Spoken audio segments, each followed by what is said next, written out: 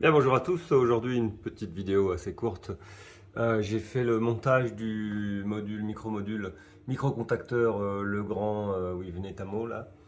J'ai déjà celui-là que vous avez vu dans une précédente vidéo qui sert au chauffe-eau, et donc j'en ai mis un pour la VMC parce que quand je m'en vais, généralement un jour après être parti, le temps que l'humidité de la douche, tout ça s'en aille, je coupe la VMC qui consomme quand même pas mal et qui pour le moment est monovitesse. On verra si j'arrive à installer un module Netamo pour ça aussi.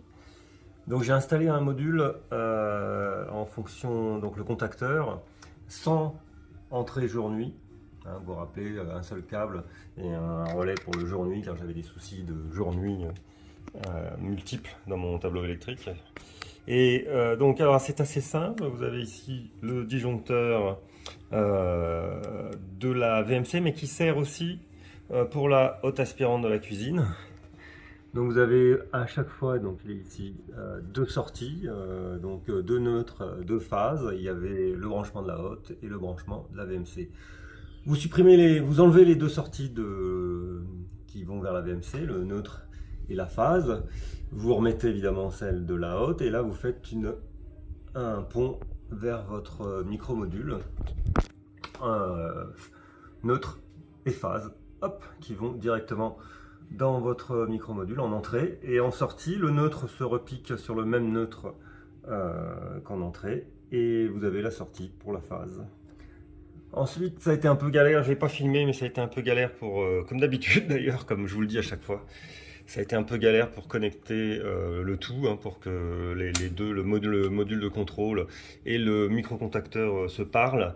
Comment j'ai fait? J'y arrivais pas en fait au début, et comment j'ai fait? J'ai bien respecté en fait tout, c'est-à-dire que j'ai coupé le courant et du module de contrôle par l'intermédiaire du petit disjoncteur 2 ampères là, qui sert à tous mes modules de contrôle, et de l'alimentation du microcontacteur via le disjoncteur de la VMC.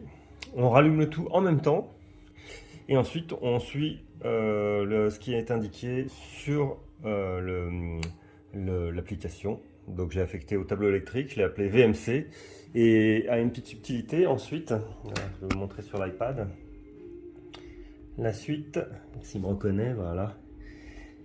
C'est que quand vous êtes, ça ne me l'a pas fait tout de suite, donc il a fallu que je revienne dans gérer ma maison, armoire électrique, VMC, et vous voyez j'ai bien mis en contrôle on-off, parce que vous avez le choix aussi d'avoir l'option heure creuse, ce qui fait que sinon moi ça me sert à rien, j'ai pas branché les heures creuses dessus.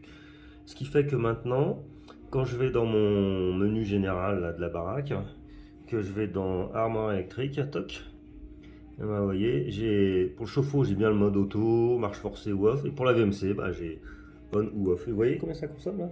Parce qu'en fait, il y a le module qu'on constate et mesure la consommation.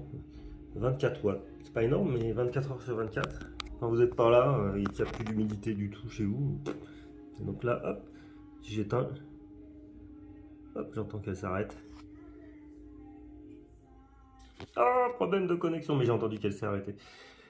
Essayer, hop, en direct live, là elle s'est arrêtée, elle fait pas mal de bruit quand même, comme elle est en grande vitesse tout le temps.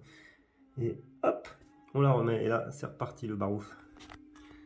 Voilà, j'espère que cette petite vidéo vous a été utile. Prochaine phase là, je vais installer encore un microcontacteur, le grand Netatmo, pour faire une entrée, donc qui va être alimenté ce coup-ci uniquement par le 2 ampères ici là, qui contrôle tous les modules. Donc ceux-là n'ont pas besoin, il s'est intégré la protection 2 ampères, qui contrôle mon Wi-Fi Power, la gestion du plancher chauffant, et donc qui va me servir à envoyer un message de hors-gel.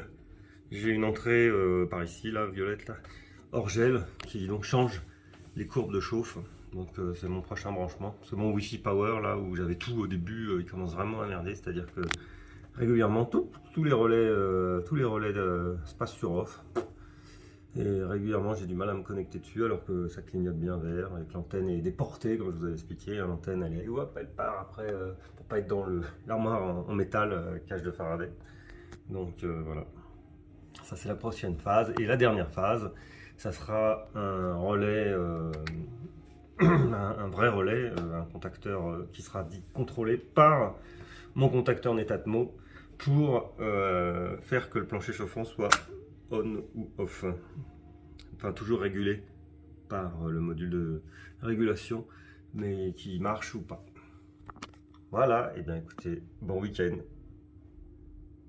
Et n'oubliez pas, dans tout ce que vous faites, faites un schéma, parce que là c'est frais dans votre tête.